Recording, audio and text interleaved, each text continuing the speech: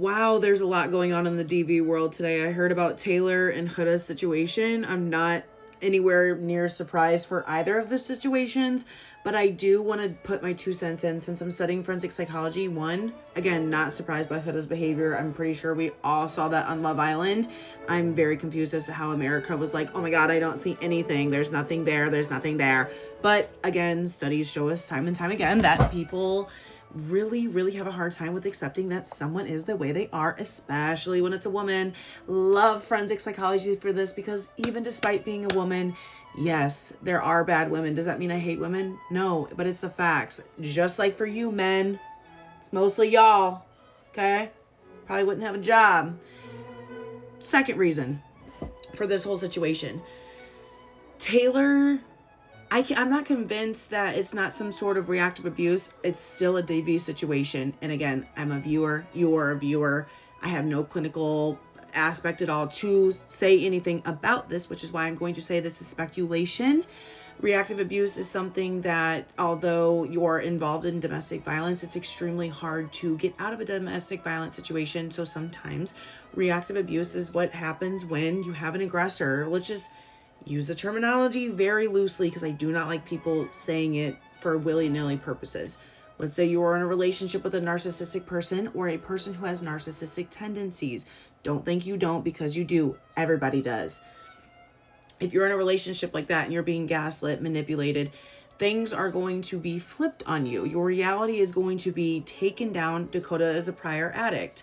That doesn't mean that just because someone's a prior addict means that they're automatically labeled as these people. Everyone shapes and molds themselves in different ways. Recovering addicts can genuinely, completely flip and just be a whole different person. And some people still have those manipulative tendencies. It just is what it is. But with what he is doing, from what I have seen on television only, he is not innocent. However, I've also seen Taylor's situation where she's calling him and they're not even together and it's erratic and it's back and forth.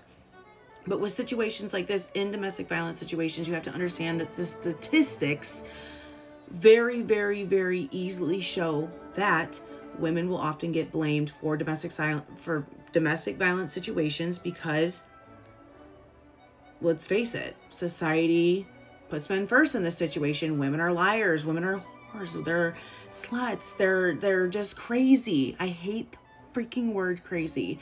I yell at anyone around me in my vicinity if you're saying crazy.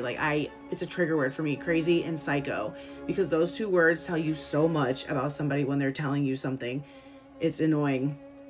But the situation compared to Taylor's versus Huda's girl, both domestic violence situations, both wrong, both of them. In both situations, you should not be doing that. CPS is involved now from what I've heard with Taylor's situation.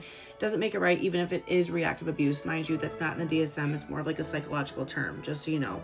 Huda's situation goes into more of like obsessive.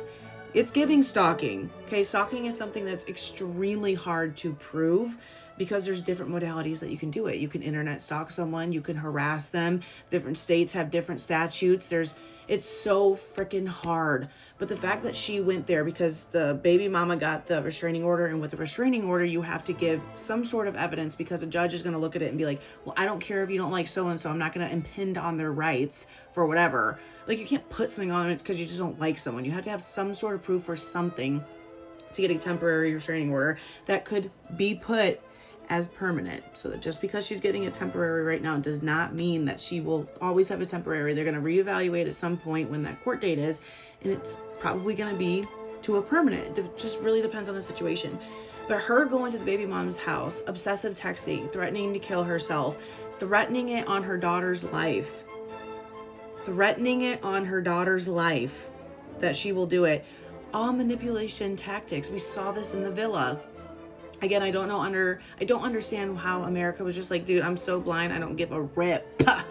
This information and towards this DV situation, both of them, completely inappropriate. The behavior is not good. You should not be looking up to people. And I'm not saying they're bad people at heart. Okay, they could be, doing bad things, but maybe they're a good person. They're just have horrible situations going on, BPD, borderline personality disorder, depression. I don't know. Okay. I'm not here to clinically evaluate them, but I'm telling you at the end of the day, these are huge red flags. And it honestly scared me to see more than half of America be like, we're going to turn a blind eye. That shows you how hardcore these studies are. People think that studies are just us saying something to get ahead of somebody else and say a fact that everybody knows. They're studied and said for a reason.